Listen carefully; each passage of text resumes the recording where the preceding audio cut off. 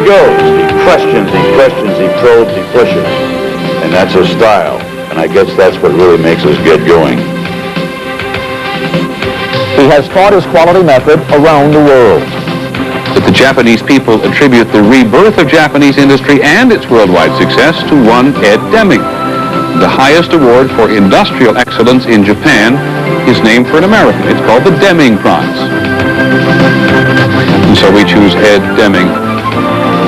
I taught them something new. There's not a thing in this world to stop the Western world from learning the same principles, but they elect not to.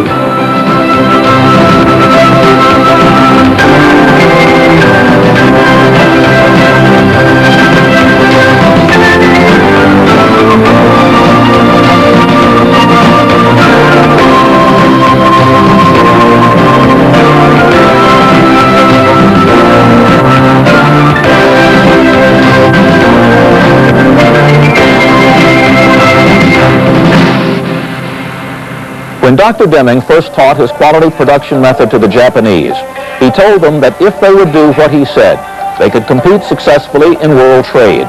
All they had to do was produce quality products at reasonable prices.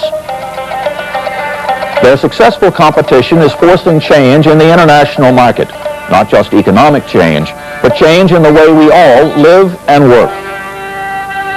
Times have changed.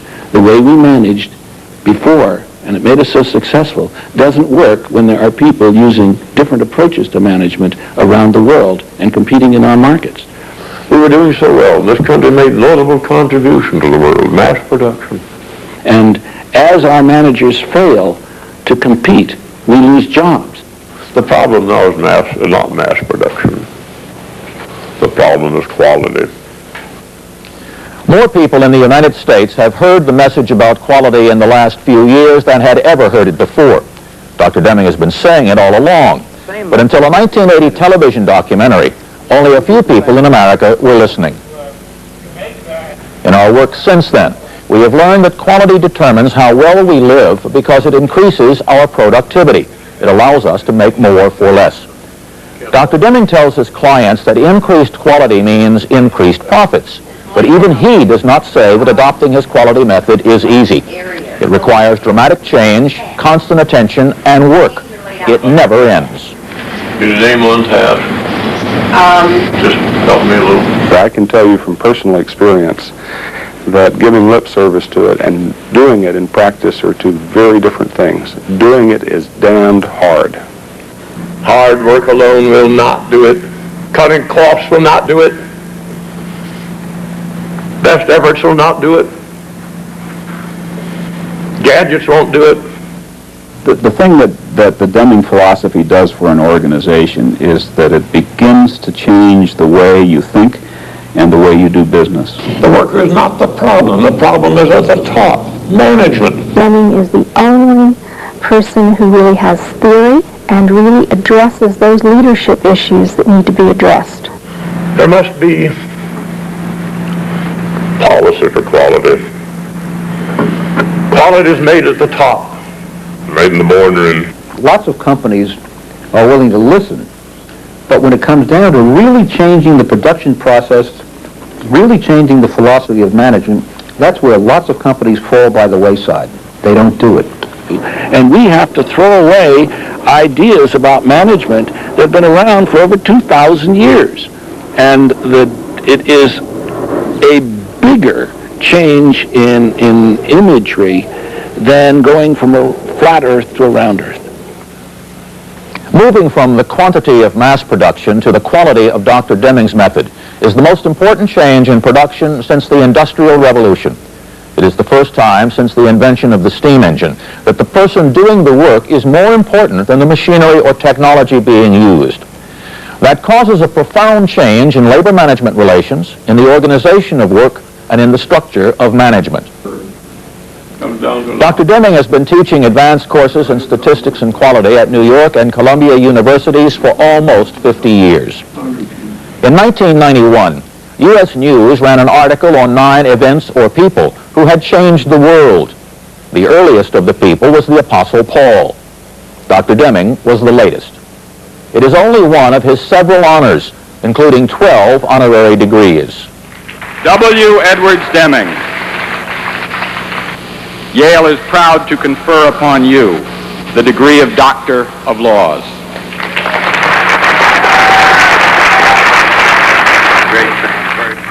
He won the National Technology Medal, but was too busy to go to the White House ceremony. Dr. Edwards Deming, the internationally known developer, father really, of statistical quality control. My daughter, Linda, went with my secretary in my place. They enjoyed it far more than I would have enjoyed it. There was a more important reason.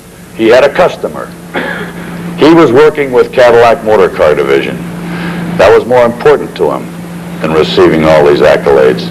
His daughter will be accepting the award for him, Linda Deming Haupt.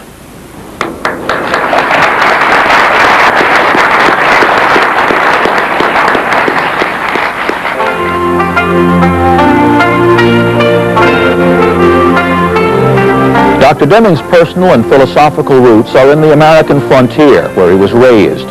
In those days, farmers cooperated to help each other build barns. Their wives worked together at quilting bees. That sense of cooperation is part of Dr. Deming's quality philosophy. He has been teaching cooperation all his life, which started in Sioux City, Iowa, in the final year of the 19th century. I was born in 1900. Incidentally, when I give a talk in England, I can assert that I am the only one present that lived in the reign of Queen Victoria. I've never been challenged on it. William Edwards Deming, oldest child of Pluma Irene Edwards and William Albert Deming, was born into a hard world. 10% of all babies died at birth, and another 16% died in the first year. Both figures are about 1% now. Of those who survived infancy, only about 78% would go to school at all. Most men would work as laborers or farmers, but not for long. Life expectancy in 1900 was 47 years. When Deming was a child, he moved to Wyoming with his parents and brother Robert. Sister Elizabeth was born there. People built tar paper shacks. Elizabeth was born in one. I think, well, all the people knew about was a freight car, and so they built houses along that style, about that size, and that was it. First 3 or 4 families, and then more. Maybe eventually 100 or 2. Had a job in a hotel every morning, every night. Certain chores. They could bring in coal, wood, empty the boiler. I got $1.25 a week. I saved money. Sometimes that was about the only income that the family had. Always earned money. Sometimes it was pretty hard. I remember cutting railroad ties into firewood, 2 cents a cut. And when Ed had his graduation picture taken from high school, he had a new suit and everything fine, but here were these old shoes. He couldn't get any shoes in Powell to fit. And my mother, she had a number of piano students and voice students. Our father was raised in a railway station in Iowa. He'd read the Morse code, and news went by Morse code. Right. He came home, 1912 this was, told us about the Titanic. My father was a good teacher and extremely interested in learning and in accounting. I remember his words over and over again: add the interest, subtract the payment, add the interest, subtract the payment. Do it the other way around to get the wrong answer. I understand it now, but I don't think it was clear, but I do remember the rule. Never forget the rule. And I was able to read a newspaper I don't know when that was, 9 or 10 years old. Make it 1910. Make it a slow learner. 1910. Would be whole pages paid for by the Great Western Sugar Company of Denver. Advice to farmers on when to plant beets. Later on, when to irrigate and how. And later on, how to thin the beets. They were helping themselves. Yes, and they were helping the farmers, their suppliers. The farmer came out ahead. Great Western Sugar Company came out ahead. The company got more sugar from the beets because the farmer got a better crop from more scientific methods. To put it another way, each got more for less, which is the heart of the Deming quality method. While his contemporaries were working the farms, young Deming worked on any job he could get and saved all he could. He put himself through college and graduate school with the money he had saved. He studied engineering and mathematics and went to work in industry. I went to the Western Electric Company in Chicago, 1925. Worked on transmitters. Did nobody any good, but I learned a lot. Would not take anything for the experience. There was Dr. Rossbacher, head of research. He understood the power of theory. Without theory, there's no questions. Without questions, no learning. Hence, without theory, there's no learning. Dr. Deming's early influences were men who worked in educational and statistical theory in the 1920s and 30s. Men like C.I. Lewis, the philosopher, whose theory was that for people to do anything well, they must understand why they are doing it. At Bell Labs, Dr. Walter Schuhart worked with statistics to improve the quality of telephones, and he created the control chart that is critical in the Deming method. Deming went to England to study statistics under Sir Ronald Fisher, the leading statistical theorist of his day. Dr. Deming had been working at the Department of Agriculture in his own field of mathematical physics, but he went to the Census Bureau to teach statistical sampling techniques, which he also used at the Army's Aberdeen Proving Grounds. In government circles, his reputation was spreading. People came to me expecting me to know more than I did, and I simply had to study hard to try to keep up with them. During World War II, American troops needed better quality weapons. Dr. Deming helped to write the War Production Board standards to improve quality in the defense industry, and those standards helped win the war. In the United States, during the post-war economic boom, industrial management ignored those standards. Quality was sacrificed for quantity. People had done without since 1930. The demand was enormous and it had to be filled. American quantity production helped raise the standard of living around the world, but especially in the United States. About 90% of American families now own a car. About 60% of American families owned one in 1950. It was in 1950 that Dr. Deming was invited to Japan to teach quality, at least partly because of the war production statistical standards he had helped to write. The Japanese were eager to learn how to rebuild their economy.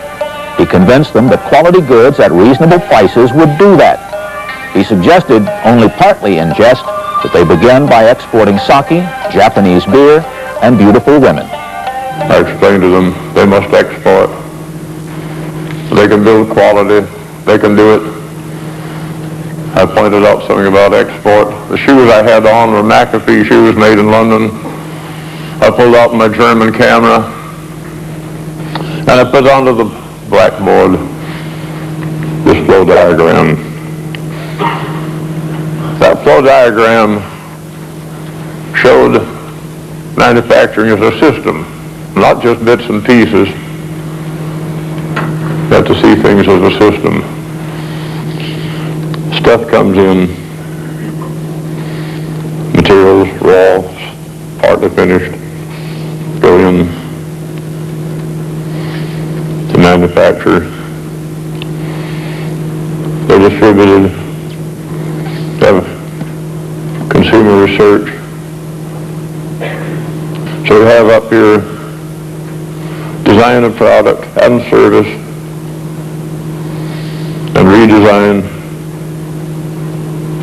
That will affect the materials that you buy, will affect processes, and will affect the product. Once you understand the system, you understand how it can be continuously improved with new information, new design, new material, and it works.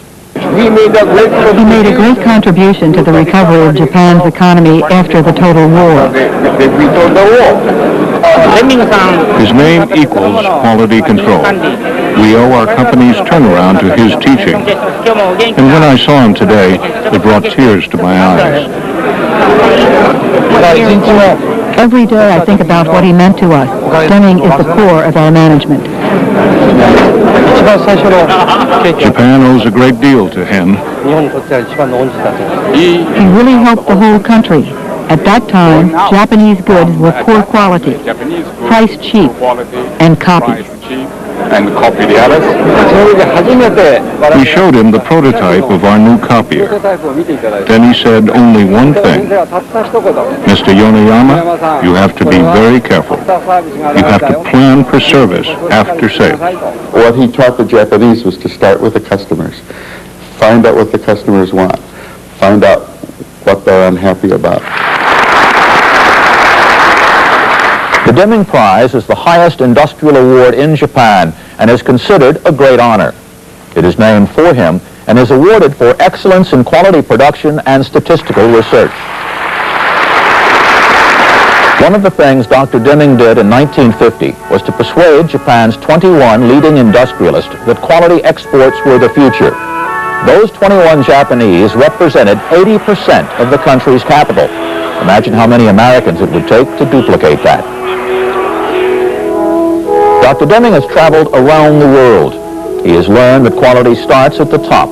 Without the dedication and belief of the top person, no quality program can succeed. He was able to persuade the Japanese, but he has had less luck with Americans. Some American companies are adopting quality methods to satisfy more demanding customers in international competition. Modern transportation and communication have made the world one place. Today, there is only one market, and what was once far away is now next door. In 1960, Dr. Deming was awarded the Second Order Medal of the Sacred Treasure by the Emperor of Japan. His lapel pin is symbolic of it. His work became better known in the United States after his 1980 appearance on an NBC News documentary. I think that people here expect miracles.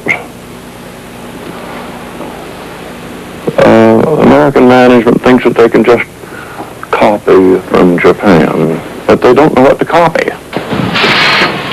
Some American companies tried to copy quality circles from Japan, but most companies did not understand the theory of quality circles, and in those companies, the circles failed. Managers did not understand that they, not the workers, were responsible for quality. Quality comes from the top. The core of what Deming has been trying to do in this country has been to get American industrialists to rethink how they produce, rethink what they mean by quality. The companies that successfully use the Deming method understand that everything is a system. Whatever happens anywhere in that system changes how everything else happens. That is not traditional American management wisdom. When the U.S. Navy Department adopted the Deming method, the first problem was for senior personnel to change what they had believed for years and to accept that advanced technology is not salvation. Planes don't fly if people don't fly them. No matter how new or advanced, technology is only part of the Navy system. That we're actually taking money out of buying bullets in some areas and putting it into things like rehabilitation of family housing or bachelor enlisted quarters, because we understand that that's part of the equation as well, that we're a total system. I think that looking at the organization as a system is probably one of the biggest contributions that Dr. Deming has made to the functioning of business and also government in this country. The admirals on our board unlearned things. There were things that they knew to the depths of their soul. They had believed them for 30 years, and they simply learned that they were not so. The notion, we've always done it that way in the past, therefore we can't change. First have to convince people who think that they're doing a very good job that there is a better way, that they can change. That is true everywhere. Dr. Deming's concept of a total system applies not only to manufacturing, where it's fairly obvious, but to the operation of a nuclear submarine or an Air Force wing. Really, the torture test. It applies perfectly well in service industries and healthcare. Imagine what we'd save if the government did more for less, and if we overhauled our failing school system. Okay? Is that good enough? All right. Dr. Deming's teaching is best understood through his 14 points, which he developed in the late 1970s. He says that when used together, they represent a philosophy of life. The 14 points all have one aim: make it possible for people to work with joy. How can they work with joy if the company has no constancy of purpose, has no purpose in life? How could anyone enjoy his work? Wouldn't know what they were doing. To help you understand them, we have asked Pulitzer Prize-winning cartoonist Pat Oliphant to illustrate those points. Unless you think we've put the videotape in backwards, Pat is left-handed. The first point is create constancy of purpose for the improvement of product and service. I think it's extraordinarily important for us to have an overall strategic plan, a vision, if you will, a general understanding of who and what do we want to do in this country. What are our national interests? What do we believe in? What do we want for our children and our grandchildren? Where would we like to be in 100 years? The idea is to have a long-term aim, something that everyone in the organization knows and understands. You have to answer the questions. What are we doing? Why are we doing it?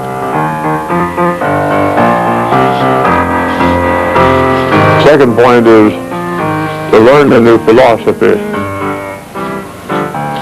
Teach it to employees, to customers, to suppliers. Put it into practice, in other words. The new philosophy, which is one of cooperation, win-win, everybody wins. Cooperation to everyone's benefit is a key point in Dr. Deming's philosophy. One of his favorite illustrations of that new philosophy is two service stations in his neighborhood that compete and simultaneously cooperate. He called one of them when his automobile wouldn't start. Man came to take care of that automobile in a truck of his competitor across the street. Now they're smart. Instead of both of them owning two trucks, borrow each other's on emergency. They still compete on their gasolines and service. Third point is cease dependence on mass inspection. That's much better to improve the process in the first place so that we don't produce so many defective items or none at all. It takes the same time, material, and effort to lay a bad egg as a good one. The only difference is you can't sell the bad one.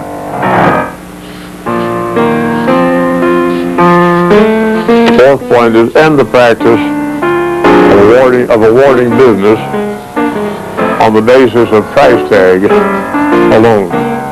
Instead, minimize total cost in the long run.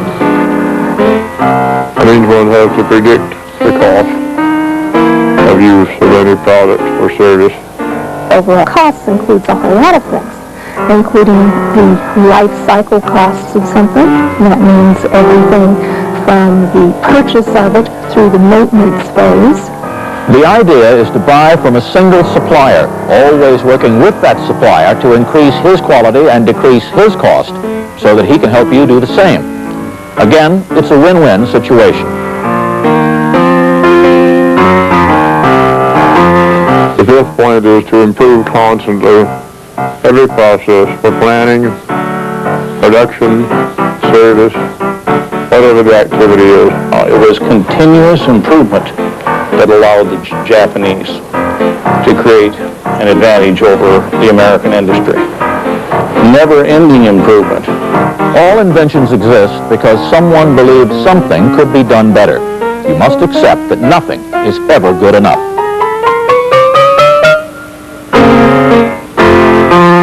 Sixth is institute training for skills. The people learn in different ways, and training must take account of those differences. People are the only ones that can create change. People with more knowledge and them growing are the only ones that can create continuous improvement. Even those people with an apparent innate ability to do something well can be trained to do it better. Juggling for improvement, you might say.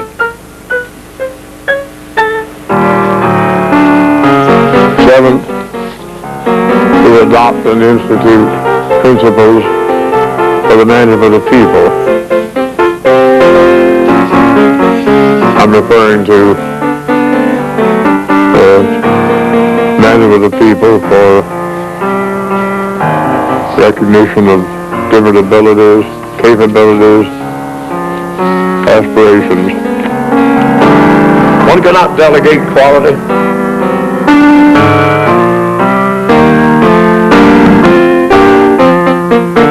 The president of a company may delegate quality to his plant managers. That's not a way to get quality. That's a road to failure.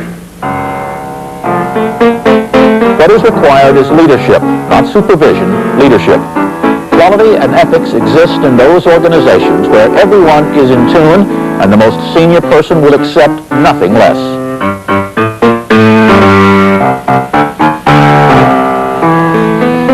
Point 8 is to drive out fear, build trust. It's purely a matter of management. To lead a company focused on improvement requires a whole different sets of values and attitudes and relationships than leading an organization based on control. The idea of strict control is directly opposite what Dr. Deming teaches, which is cooperation throughout the company at every level by people who have concern and respect for each other.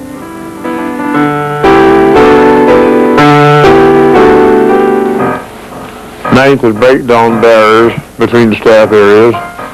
In other words, build a system. Build a system within your own organization for win-win. Everybody win. This means cooperation. It means abolishment of competition.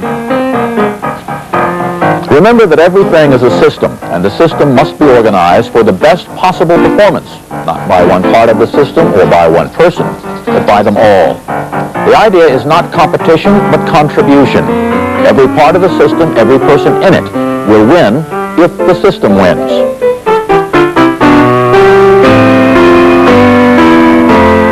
Point 10 is eliminate slogans, exhortations, targets, asking for zero defects, new levels of productivity. Nonsense. You don't need a method. Why weren't you doing it last year? Only one possible answer. You were goofing off. Think of it this way. If a snappy slogan actually accomplished anything, advertising copywriters would rule the world.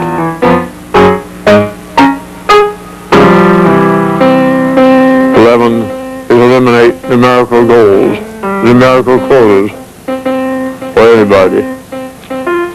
A numerical goal or quota accomplishes nothing. Of the 14 points, this is perhaps the easiest to understand if you will remember the Fats Waller classic, "Tain't what you do, it's the way that you do it." Or in Dr. Deming's words, by what method?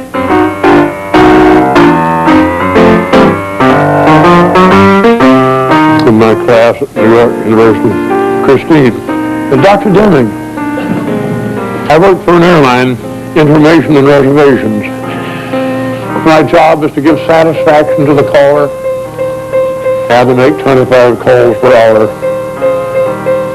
Christine, said I, what is your job? You know what your job is. Is it to give satisfaction to the caller, or is it to make 25 calls per hour?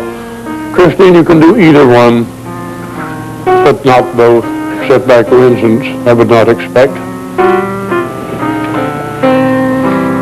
She said, I know it, that's why I bring it up. I don't have a job, I don't know what it is.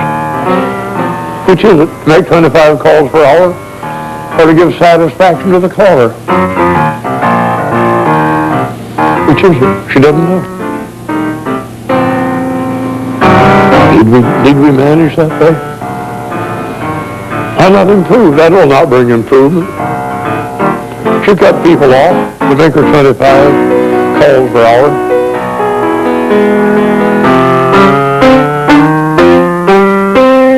12th point is remove barriers to rob people of joy in their work. This will mean abolish the annual rating or merit system, which ranks people, creates competition, conflict.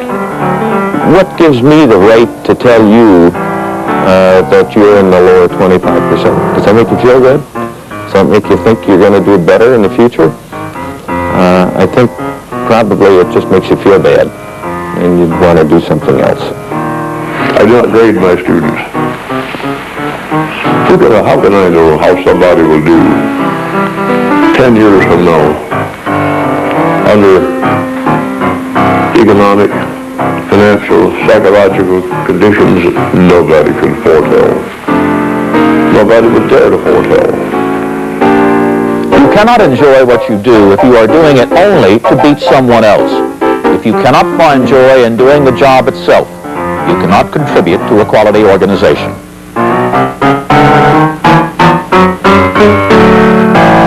Point 13 is institute a vigorous program of education and self-improvement. Training, of course, tells you how, and education tells you why. That's a subtle thing, but it's important. Don't confuse training, point 6, with education, point 13. Education should not be about your job, but about something else. Sometimes, no matter how well you hold up your end, you have to think of other things in other ways. And 14, the last point is accomplish the transformation. Let us continue to study the new philosophy. Develop a critical mass in your organization that will bring about the transformation.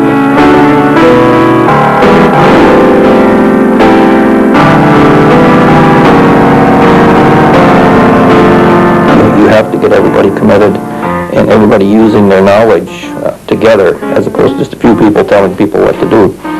And so I believe that, and plus I'm not smart enough to be able to have all the answers. I can't go back.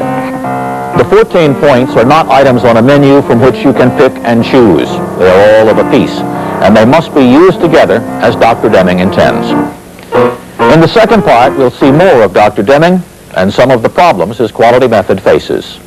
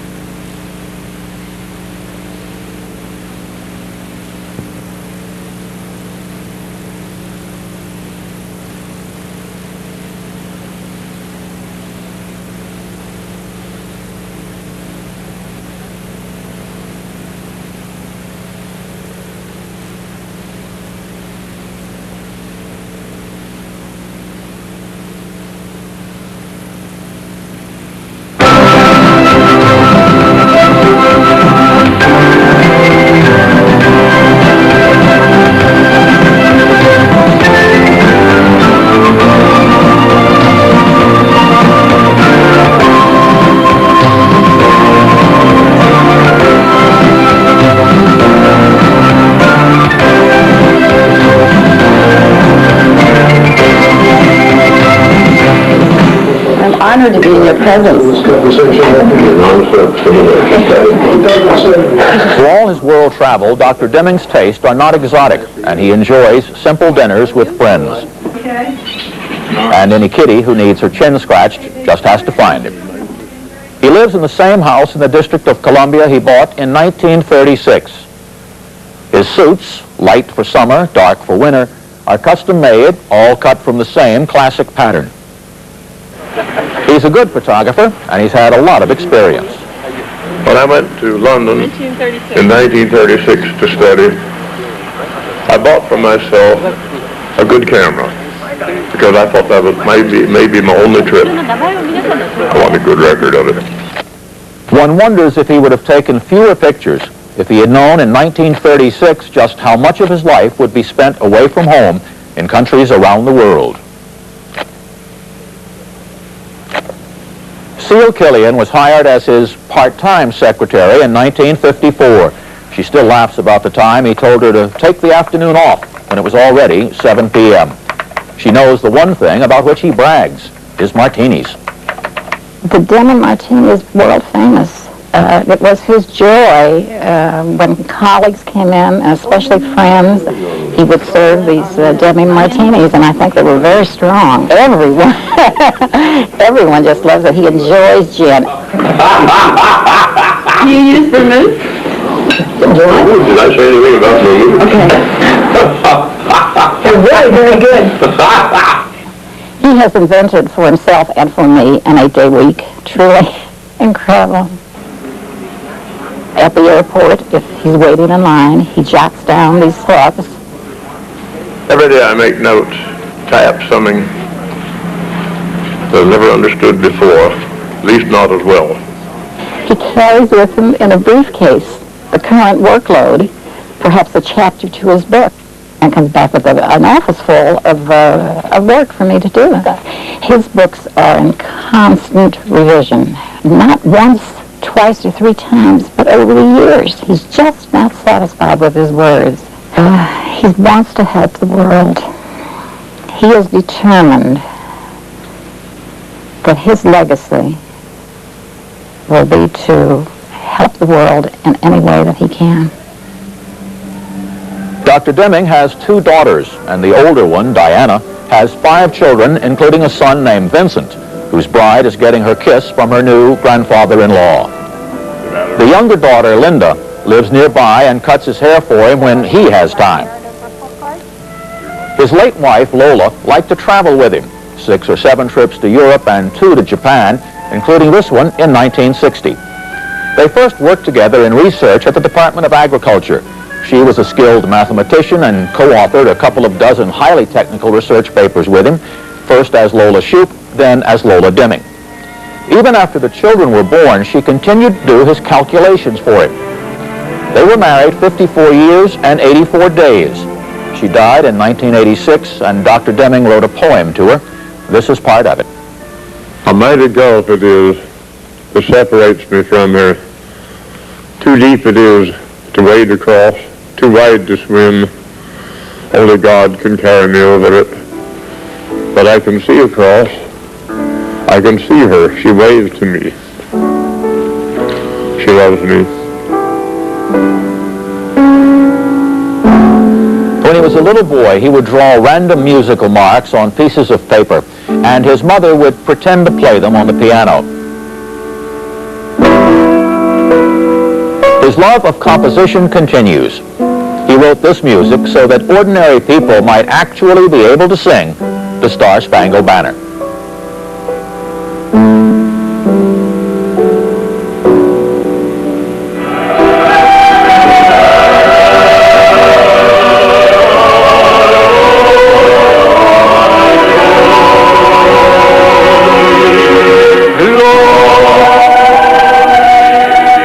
Dr. Deming also composes liturgical masses. 2 of them have been performed at St. Paul's Episcopal Church in Washington.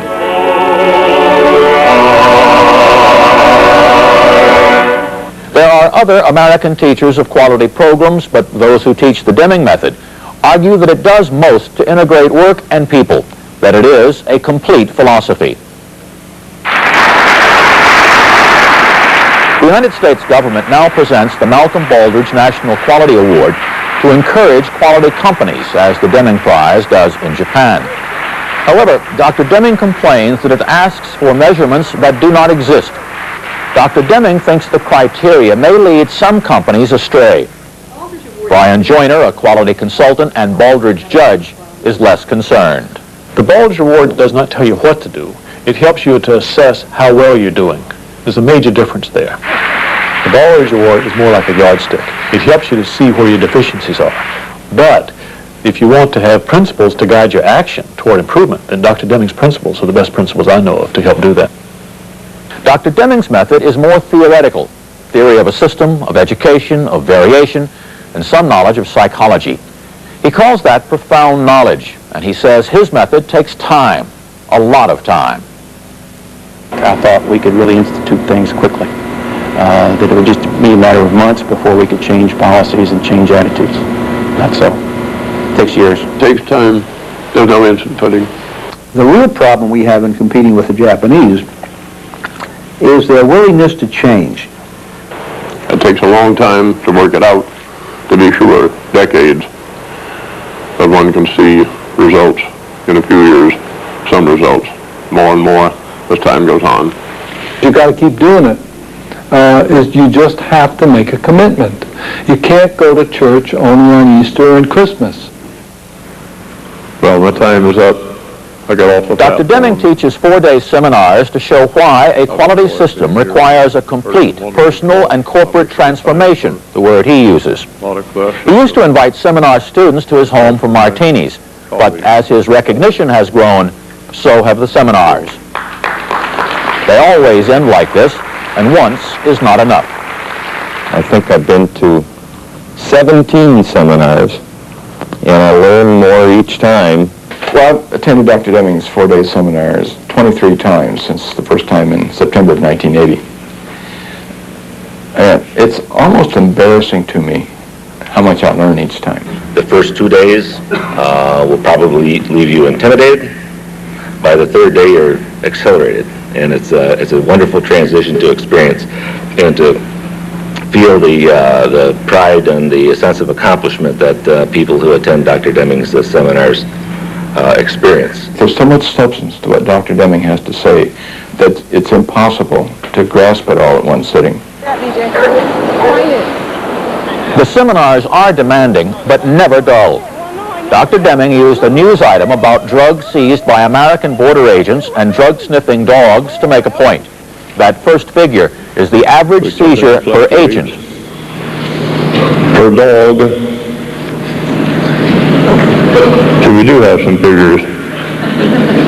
3,640,000. 30 times as much per dog. Very obvious what to do. Hire more dogs. Dr. Deming continuously learns, and he always gives credit to the people who teach him. Quality cannot be delegated by management any more than ethics can be delegated. This statement came from my good friend Dr. Lloyd Nelson, now with the National Corporation. As the Herald Hotelling said, he that does no research has nothing to teach. As Mr. Schirkenbach told me, as a Mr. Robert Pickett, I'm indebted to Dr. Dana Cohn, and my friend Dr. Michael Tighty, John Carlyle in England, as Alfred Pollitt said, as Miss Crawford Mason, this is not new. Senator Flanders, deceased of Vermont, said that 40 years ago. His standard method of instruction is not to give you answers, but to ask you questions. What business are we in? What business ought we be in? Can you understand your job if you don't know what it's going to be used for? What do those figures mean? What does it mean by improvement? How do you get quality? And what takes the joy out of learning? And how can it help people to change? Has the system of reward in Ford made it difficult in the past for people to work together? You cagey guy, you're trying to get me into individual objectives, and I think you've helped me a lot by your process of asking me this question through time. Dr. Deming consults with several companies, and from the beginning, those companies learn that he is not your standard consultant.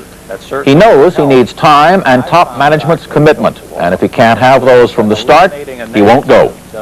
At General Motors, a management official named Jim Fitzpatrick contacted Dr. Deming. Bill Hoagland likes to tell the story of Fitzpatrick's first contact. He said he won't come out to talk to us unless we agree that we'll stay with him for a long, long, long time. Well, I said, well, you tell him that that isn't how we do business. That we're not going to commit to a long, long, long time until we see what the goods are. So Fitz came back and said, he said to tell you that isn't how he does business. And so we liked that, so we had him out. This is the contract Dr. Deming wanted. The contractual relationship. I will bill you from time to time based on my belief of your commitment to my principles. I don't know what the purchase order read like, but that's about what the contractual arrangement is. He has trust in his clients if they have trust in him. Trust is an important element of the Deming method. Workers must trust the managers, and managers must trust the workers. Given the history of labor management relations in the United States, that can be hard to do. We have come to recognize a number of Western beliefs that get in the way of adopting Dr. Deming's philosophy. From our earliest days, we are taught to compete, to push against each other for a grade or a trophy or a promotion. We are not taught to cooperate, to work together toward a mutually beneficial end. Managers have to make cooperation possible, but cooperation by itself is not motivation, which is also necessary. Managers have to learn that if everyone is making a living wage, appeals to greed or competition will probably work briefly, but not well. Different people are motivated by different things at different times, and almost all those motivations are internal. With the Deming method, you appeal to their talent, their pride, their desire to do the work a bit better.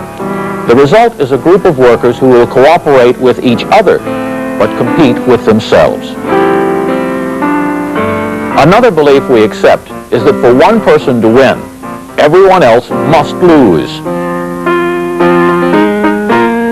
That isn't true and never has been. Everyone can win, and in the Deming philosophy, everyone does. We have been brought up to suppose that competition means if I got a bigger piece of pie, I took it off of your piece of pie. Zero-sum game. I win, you lose. That's not good. There's a better way. We have to work together, make the pie bigger, then compete. We have also been taught that the way to get ahead is to please the boss, and in quantity manufacturing, that's true. In quality, however, the person to please is the customer, and everyone has to work together to do it. That you as an employee, it's important for you not to please your boss. It's important for you to please your customer, and that change requires a profound change of mind in our organizations. Very, very difficult. One of the Western world's most sincere beliefs is that whenever something goes wrong, someone is to blame. But what's wrong is not the worker, it's the system. The red bead experiment proves that. At his seminars, Dr. Deming selects workers from the audience to produce white beads at his make-believe factory. He uses standard American management techniques, including firing those workers who get too many red beads from the container. No matter how hard the workers try, the system won't allow them to produce only white beads. The red beads show that performance does not come from the individual. It comes mostly from the system that he works in, or lack of a system, by the environment that he works in. That determines Positive output, results, more than anything. If there is a problem, 90% of the time it's the work process that you're using that's the problem. It's not a people problem.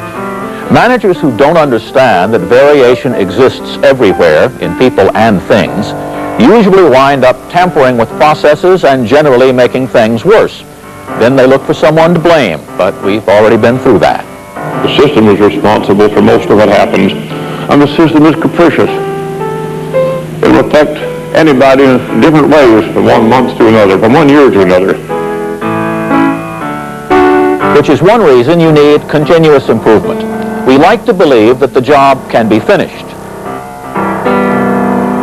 But it can't be finished. It can only be improved to please the customer more.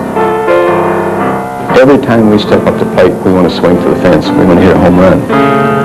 And in the Dunning theory, it's a process of continuous improvement.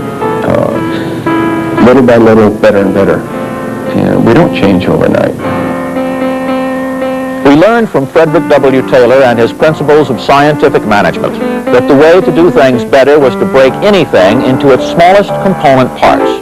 Good for quantity. But for quality, you have to think of the system as a whole, finding ways to make all the parts work in harmony. It is the same concept behind the idea that the weakest link determines the strength of the chain. Under a quantity system, you can only get what you inspect. In quality, if the system is working as a whole, you'll get what the group expects. In the new economic age, success is measured by long-term results. Success is no longer a matter of swallowing up other companies or showing a huge quarterly profit. And one more thing holds us back.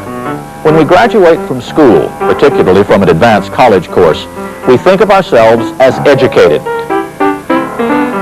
We would be much better served if all diplomas and degrees were renamed learner's permits. What we face in the future will require lifelong learning, personal, continuous improvement. Many of the organizations with which Dr. Deming consults eventually dedicate a room or a plaque to him from which he takes a certain self-effacing pleasure. With honors like this, I know how the dog felt. A woman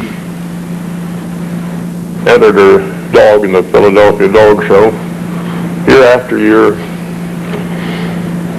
never took a prize. A friend of hers said to her, "Oh, why do you enter continually year after year that dog? You'll never take a prize." "No, yes, I know that.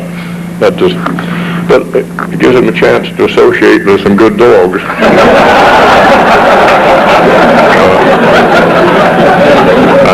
I have that privilege, and I know how the dog felt.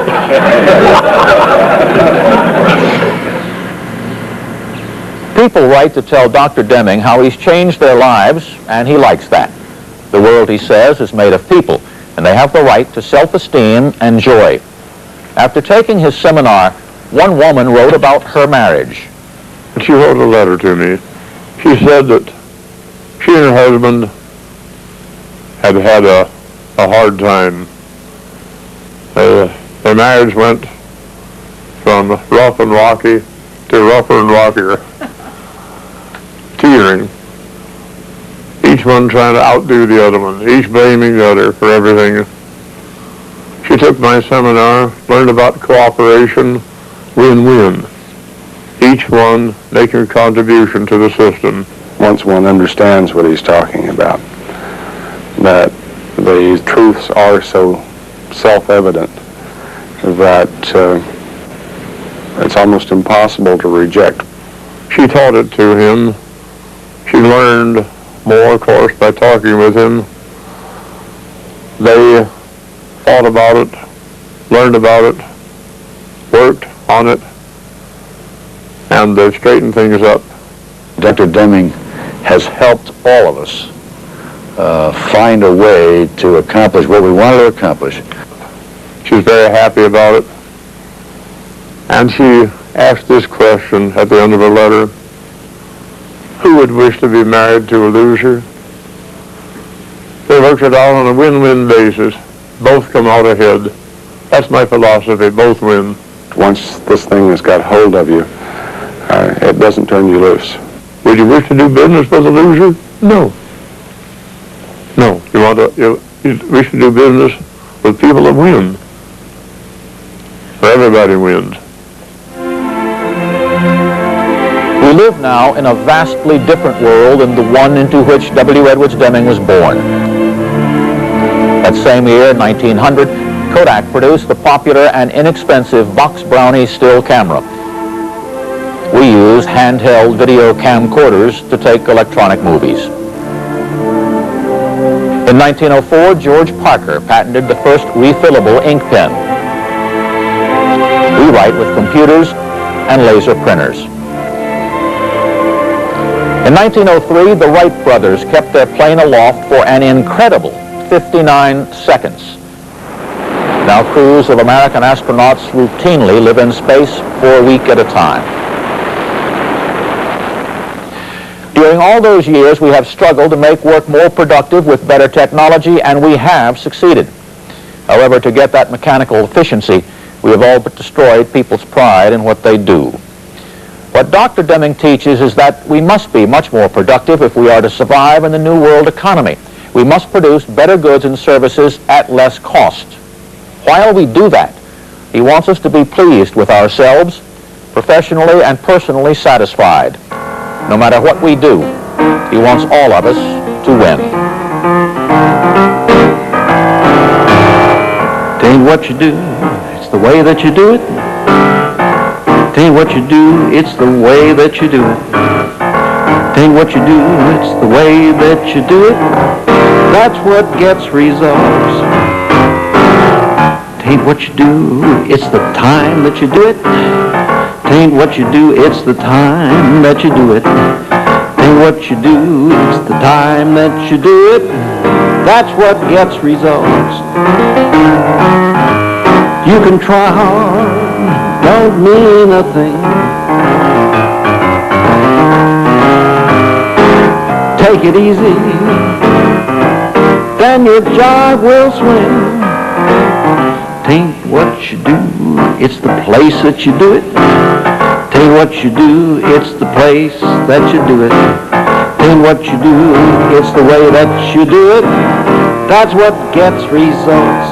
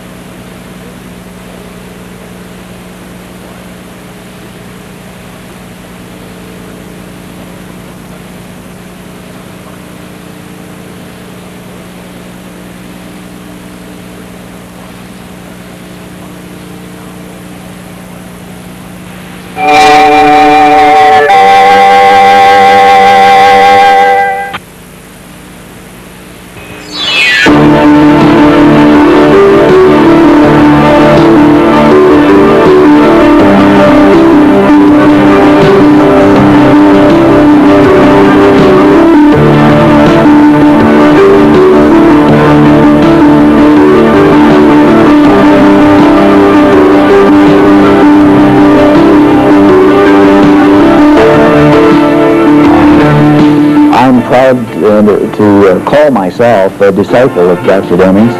Don Peterson is the chief executive officer of the Ford Motor Company, and the man to whom he is a disciple is W. Edwards Deming, an American statistical analyst who was for years well known in his own field, but not outside of it.